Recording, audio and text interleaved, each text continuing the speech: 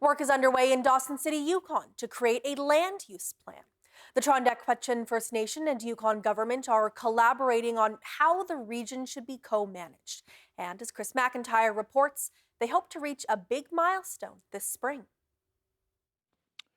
Creating a land use plan is a slow process. There's many people involved.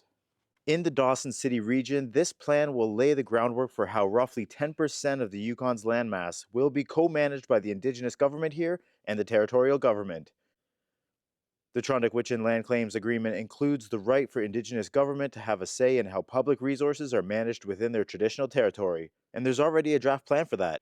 And as part of the process, there are opportunities for both the Yukon government and Hwëch'in to come together for feedback, like here today.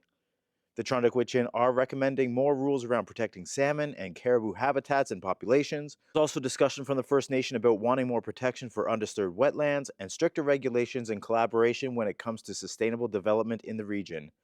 Now, the Yukon government wants more clarity, particularly around the definitions of reclamation and restoration. Kirsten Reed is a senior planner with the commission tasked with overseeing all of this.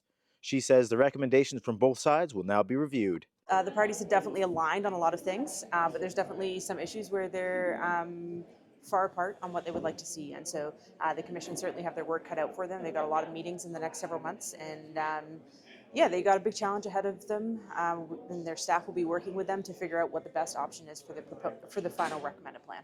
A draft of the finalized plan is expected this spring.